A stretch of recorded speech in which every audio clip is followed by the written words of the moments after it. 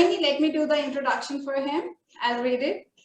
Friends, Mr. Anderson has worked in New York as chief economist for Latin America in the SBS Warburg Bank, as senior vice president of mergers and acquisitions at Lehman Brothers in London, and as managing director of ABN AMRO Bank. He earned his doctorate degree in economic history at the London School of Economics, has a master's degree in economics at the University of London, and post-economic pre-graduate degree at the University of the Pacific in Lima, Peru. Starting his career, Mr. Anderson worked for the London BBC as a journalist and later as senior economist of the Latin America division of the Economics Intelligence Unit, also from London. In March of 2013, Mr. Anderson was appointed president of the National Strategic Planning Center, C-Plan by its Spanish initials, representing the President of the Republic of Peru, position he oversaw until April of 2015. Currently, Mr. Anderson is the founding president of the Institute of the Future, IDF by Spanish initials, and congressman of the Republic of Peru. He is also columnist at the local Gestión magazine. So friends, put your hands together and welcome the guest of the evening, Mr. Carlos Anderson, who is holding such a vast experience, who is going to enlighten us what lessons Peru has taken from India. And we will also get enlightened to learn from this topic. Over to you, Mr. Anderson.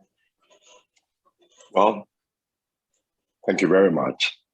I'm very, very, very happy actually to have this opportunity to share with you some of my insights about India.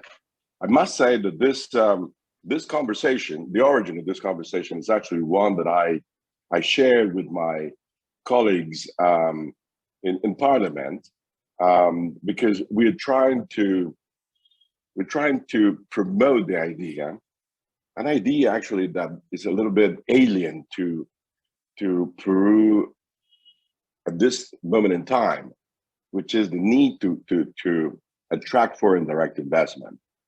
And for that, I remembered that Mr. Modi in India is the promoter of something called Make in India, right? And although from your Indian perspective, things may not be perfect, right?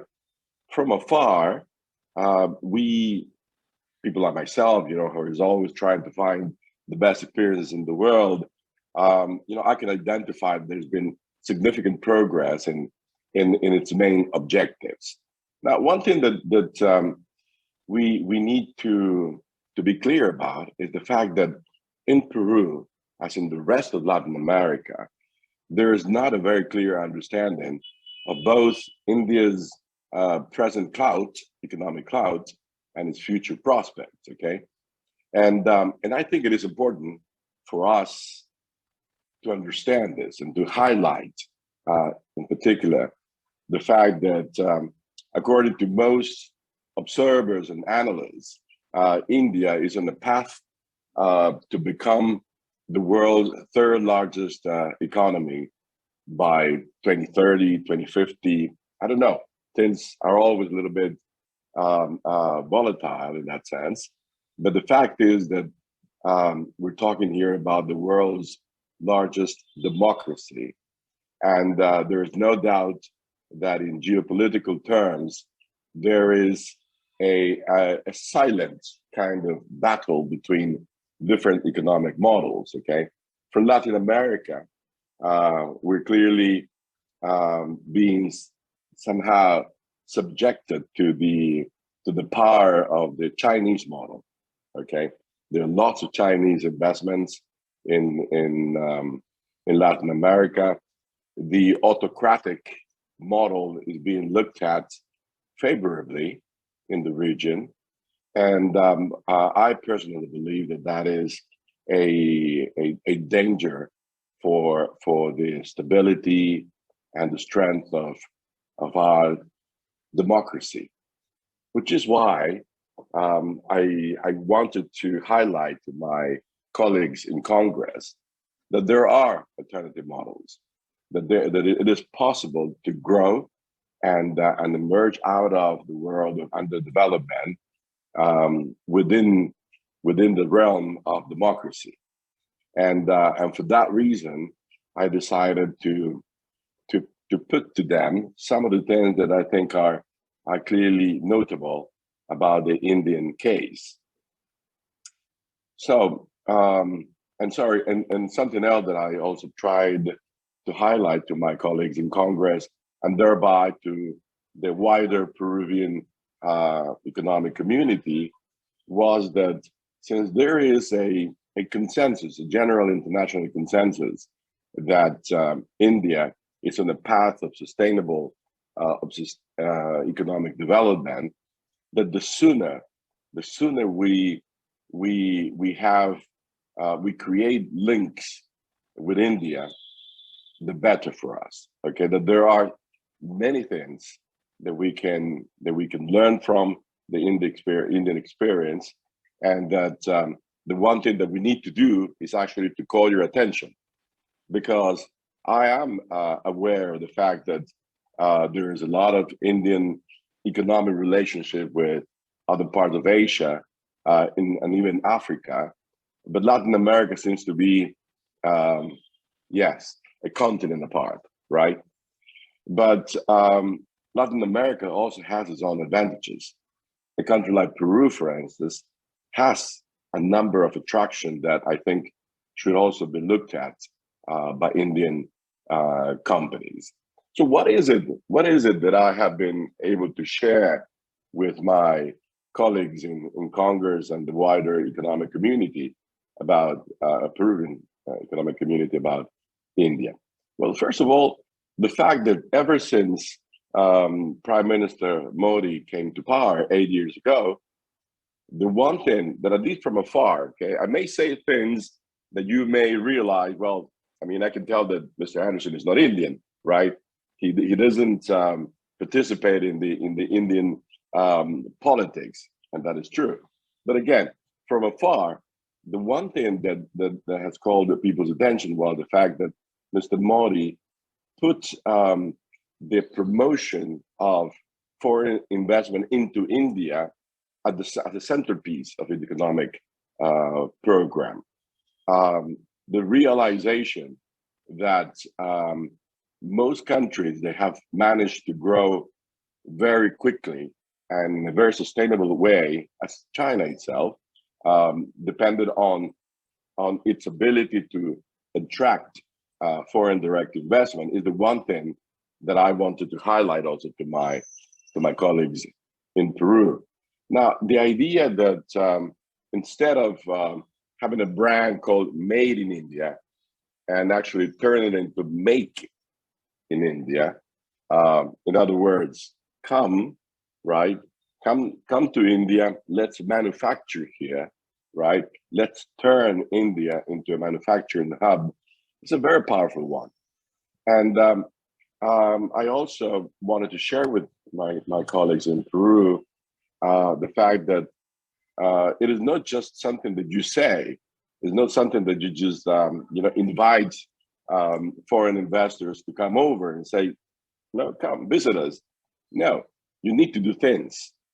And as far as I know, the one thing that the Modi team did was to look at the World Bank's doing business indicators, very closely, and tried to understand what is it, right, that prevented foreign companies from entering the Indian market and actually decided to stay and manufacture in India.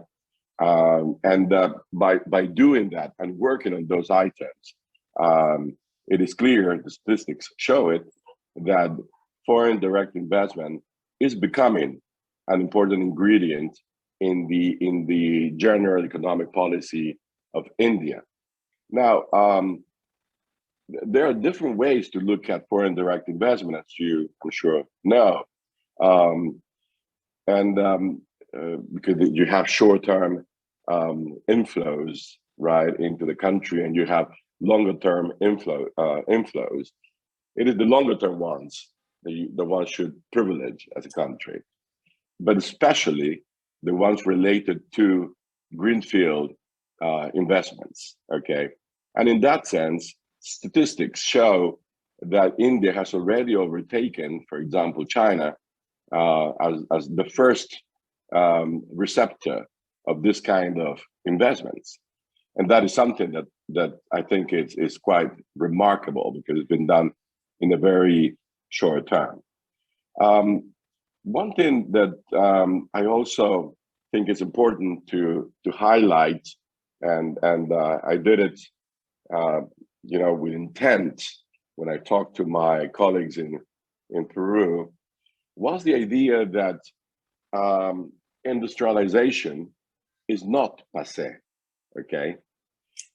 Yes, most economists, in particular, Peruvian economists who go to international schools like I did, right, in London, or others go to the United States, etc.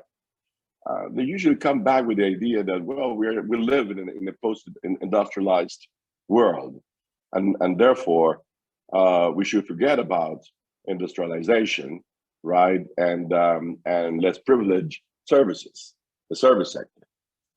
The problem is that, for example, in the case of Peru, yes, the service sector is actually the largest one in terms of employment, but it is the worst one in terms of productivity, because it basically captures the informal sector, okay? And the informal sector is very, very unproductive.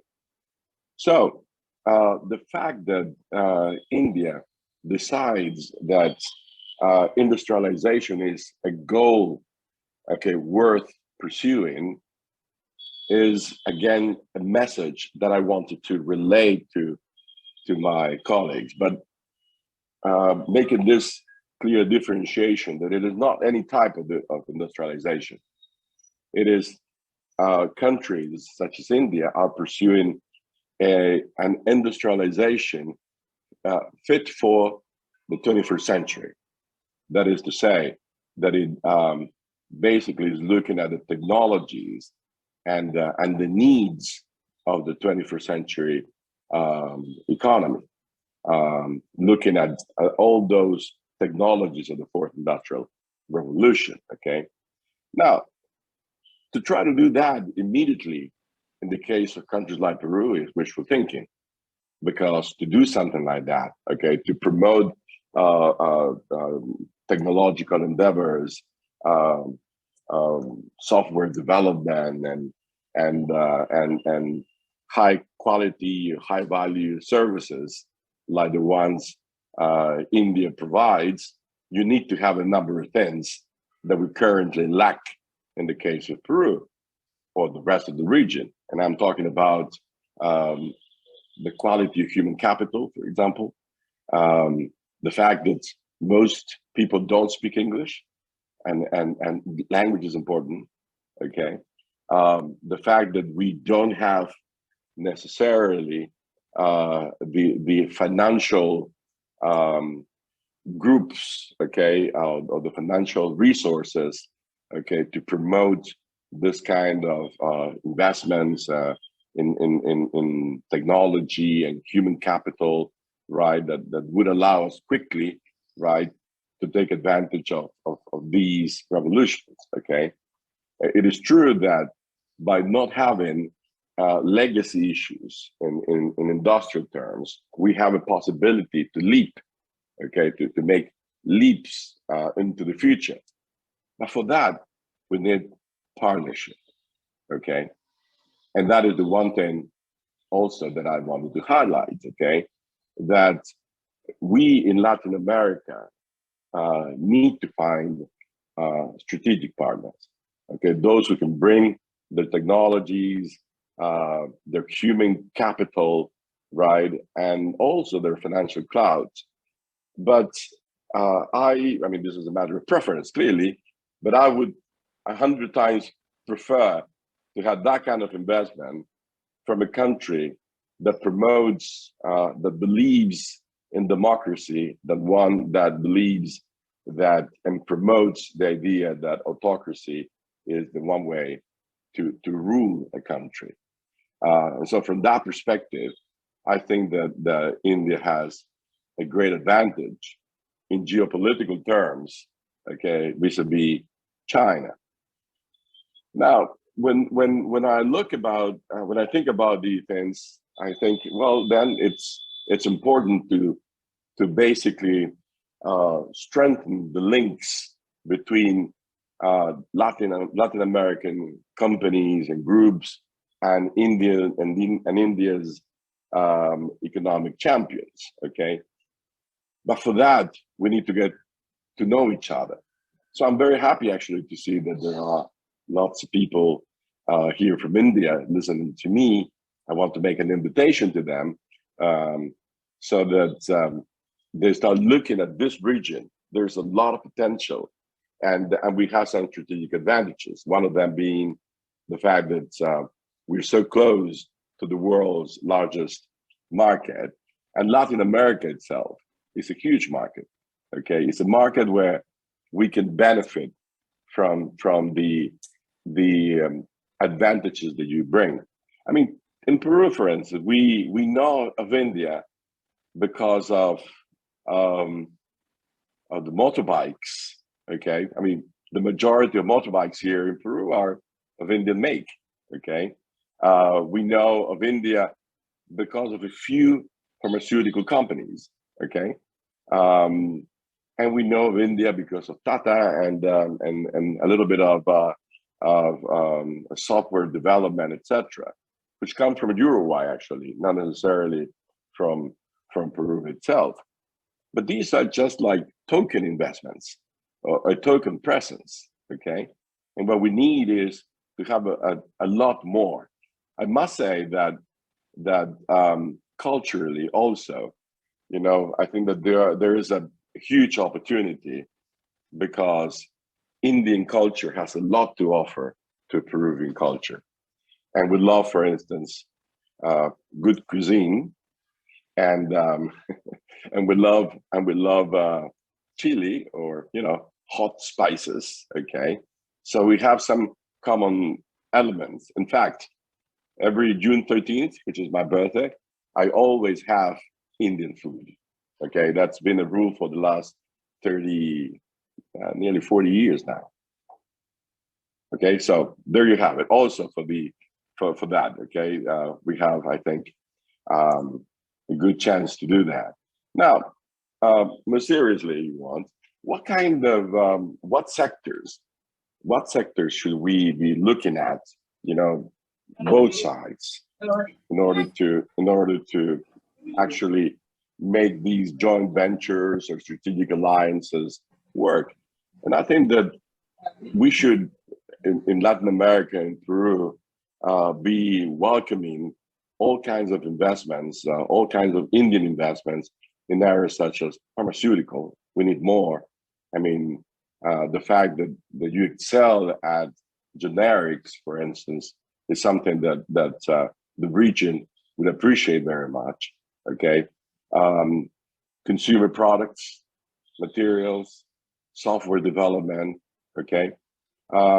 However, if I may suggest something, okay, I think that foreign investment, generally speaking, in Latin America, is easily subjected to political tensions. Okay, and because it is usually seen as something, you know, that comes from afar, comes to the country, benefits, and then takes it all out and leaves very little. Okay, so that kind of investment, that kind of foreign investment, is not the one that we're looking for, Janet.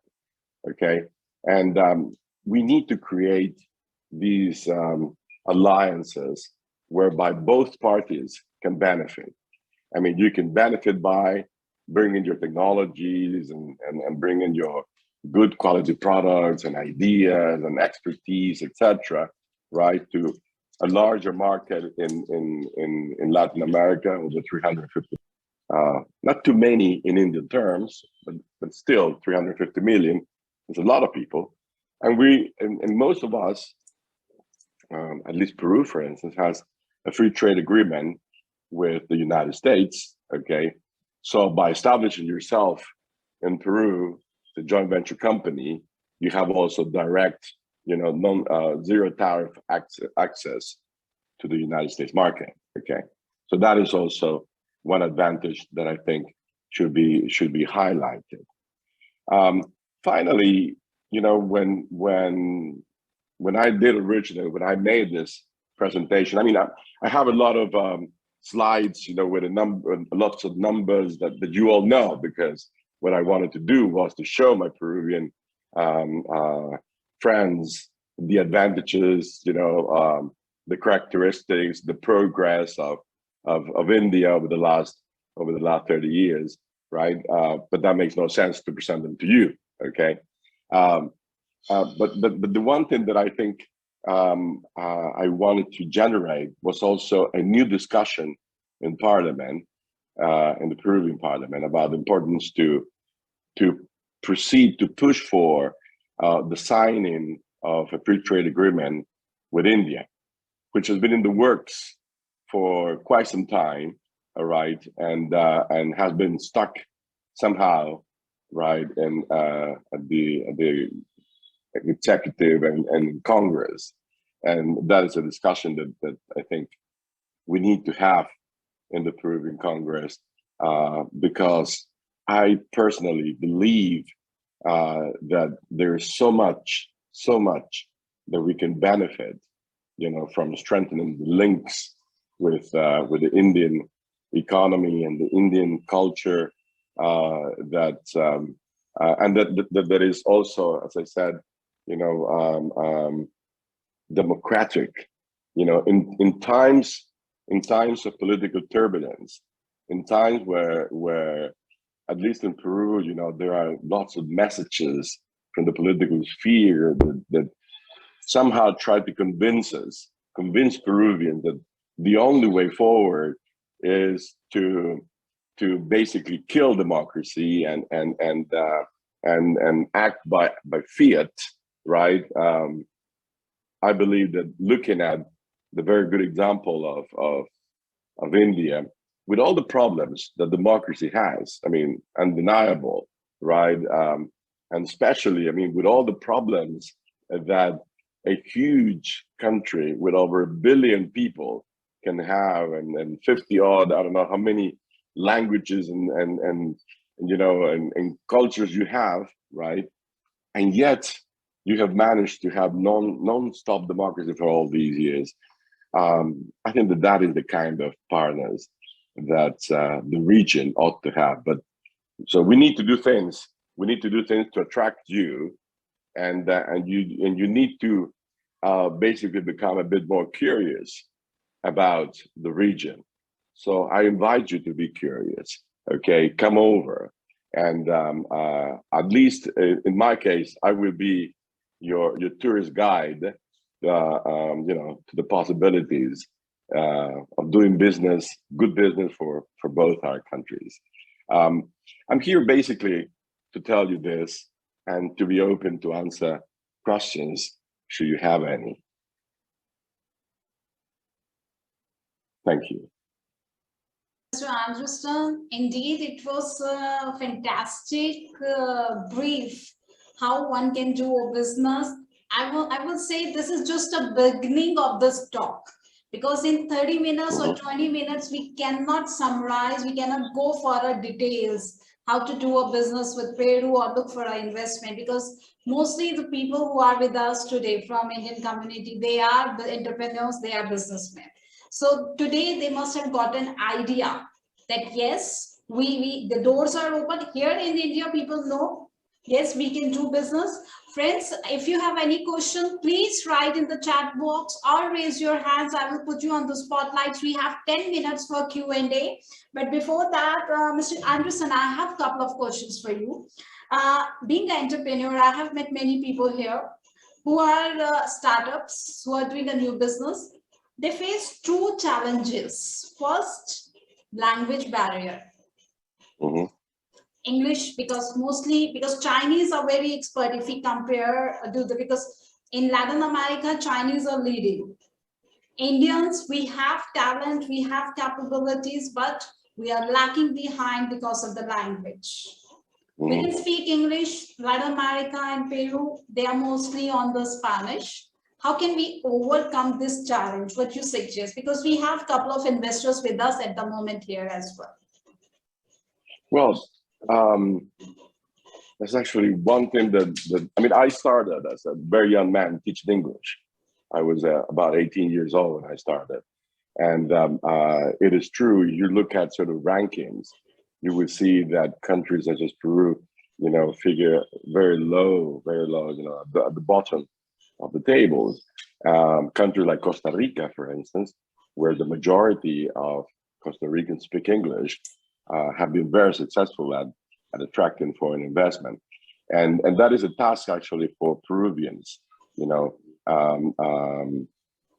We need to do a lot more to promote the teaching and the learning of English as a second language, as a business language, you know, generally speaking. And that can take a bit of time, but it shouldn't take that, you know, that long. Peruvians are pretty good at learning quickly. And I would suggest that perhaps, you know, you have, for instance, some very good language schools, English language schools, and you use technology, right? That is something that we need to push forward, because learning English in Peru is very expensive, you know, and it takes a long time because it is done in that way. Most English academies, they're called here, you know, they divide these programs, okay, in such a way that it'll take like 2 years for somebody to be able to master a language, and that shouldn't be the case, okay? So in this, we can work out, we can have some mediator or translator to ease down the business. Suppose Indian community is coming, they can have a interpreter with them, or any business associate who knows Spanish and English and communicate with them. So friends who are here wants to do a business with Peru or Latin America, go for this, because learning English in Peru at the moment is quite difficult. Let's see in a couple of years, right? But the one thing that I've seen, for instance, is Chinese companies, Chinese executives, okay, they come with their telephones and they speak into their telephones and then translate, and they communicate like that, okay? I've seen that happen, all right? So does it perhaps work? Does it work that good? Does it work good? Yeah, sure, we can do that with Gujarati, Hindi, you know, all your languages. But in the business, because does it count as a professionalism if we can do this translation this way? No, it's okay. I've seen it done, you know, and sure. So friends, we got another option: Google Translator or your Siri Translator. You can bring it there, so you can do a business. Well, I'm sure that your technician can devise one, a special one. I mean, you're so good at that. Yes. And the next question is, like every country, the businessmen who, because in India, they were dealing earlier and they feel more comfortable with Europeans and United States. But now they are looking for a new market, which is Latin America. Every country, they have their own ethos to doing a business. So when Indian community, Indian businessmen entering into Latin America, Peru, what's the three elements they have to look for when they are dealing with a Peruvian businessman or a Peruvian investment? What they have to figure out when they deal with, what are the ethos of Peruvian business industry? Well, I think that at least in Peru, for instance, right now, okay, I'm here because of the invitation of Mr. Rohit Rao, okay, who's the chairman of MedRock, pharmaceutical company here, right? And he is, for instance, I mean, people talk to him and they think that he's Peruvian, okay? Because, I mean, I guess that I look a bit Indian, right? And that helps a lot, we can empathize a lot better in that sense. There are clearly many quirks about investing in a country like Peru. We have a justice system that is not perfect, okay, by the country, so you really need to navigate through those muddled waters. And but there are lots of law firms and specialized consultancy firms that can help you navigate those waters. It is not impossible. I mean, otherwise we wouldn't have any foreign direct investment. Okay, and especially if you bring greenfield investments, I think that if you use the power of diplomacy, you can actually get some interesting results if you negotiate early, well, because that's the one thing that we need. I mean, we're tired of all these short-term inflows, or basically mining companies, saying that they reinvest, that they bring foreign direct investment, when in actual fact they're just reinvesting, the profits generated in the country. So we don't see, fresh input of capital. Whereas if you were, for instance, I don't know, I mean, if Tata were somehow to say, okay, we want to have a plan to produce lithium batteries in the southern part of Peru, okay, or Peru, Bolivia, Chile, okay. I mean, that would be a huge, fantastic investment that would be most welcome, okay, or solar plants and things like that, okay. But you need to make the effort and to recognize that the country no longer want just money. They want also knowledge. They want real transference of skills, okay, and they want long-term commitment. Mr. Anderson, anyone has any question? Because I have so many questions, because this is an interesting subject. Before we come to the conclusion of the vote of thanks, Mr. Anderson, can we work out a one joint meeting with the Indian investor and the startup companies of Peru to shed some more lights? That will be more, and we can go for a 2-hour seminar over the Zoom. Or maybe we can plan out to bring the delegation from here to Peru or from Peru to India. Can we work out something on this? Oh, definitely. Most definitely. Look, you mentioned several times the word startup, okay? Yeah. Okay. Well, the startup ecosystem in Peru is puny, tiny, okay? The total amount of capital a year that is put into this ecosystem is no more than $100 million, okay? However, we know, for instance, SoftBank, which is a Japanese bank created by Mr. Shiro or something, can't recall his name. But for instance, they've created a fund, a $7 billion fund to invest in Latin American startups, okay, that privilege technologies of the fourth industrial revolution, all right? They've already made one huge investment, $1 billion investment into a Colombian startup called Rappi, okay? And I think that is going to be, huge success. So in a country like Peru, for instance, if you bring $50 million, which is nothing really, okay, and you actually bet on some of these startups, which are, very good ideas, really hungry for capital. I've actually sat on a number of these evaluating boards, of these young people with ideas, and I always feel so sorry that such great ideas do not find the match in terms of capital. Okay, so we need something like a lion den of Indian investors. Okay, where all these Peruvian, Chilean, Colombian, etc., the startups can sort of parade, and I mean, you can pick and choose. It's amazing. Oh, that is We have a lot of creativity. We lack financial resources. That's great. Mr. Anderson, definitely, because when Ambassador Rotarian Jorge Castaneda, when he was serving to India, we tasted many times Peruvian food. And yes, pisco sour. I don't know many Indians know about this, because friends, Peruvian got their own drink that's called a pisco sour in India, in Delhi. I treat you when you come here with the pisco sour. But yes, when we go Peru, Mr. Anderson will take us for a pisco sour, chica morada. Yes, I keep learning, and different kinds of corns. Right.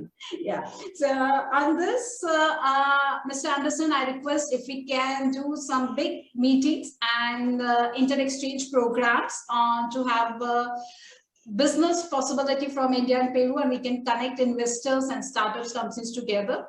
So it will be a win-win situation from both sides. So I request Jorge Castaneda, if he can take it forward, this meeting. And this is just a beginning.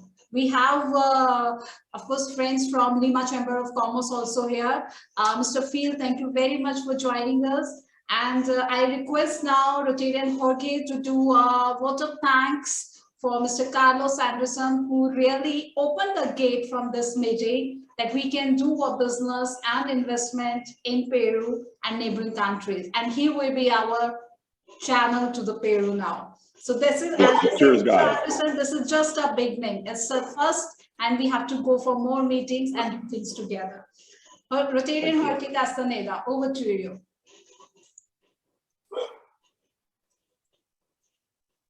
Unmute yourself, please.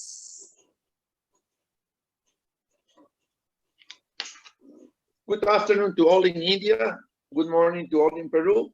It is my privilege to have been asked to propose a vote of thanks to Honorable Congressman Carlos Anderson on this occasion. Honorable Congressman Carlos Anderson, our most valued invited guest from Peru, club members, ladies and gentlemen.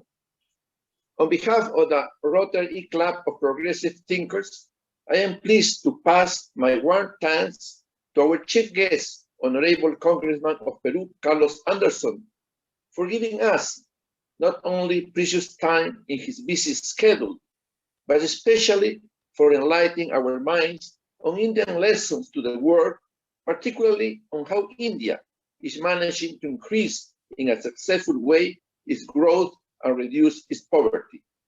Thanks very much once again, dear Carlos. I would also like to thank to all participants in this event, particularly those from Peru, for supporting through their online participation in our eClub international activities, making them a successful reality. Thank you very much. Gracias, Jorge, and gracias, Mr. Anderson. Mi español no es poquito, aprendí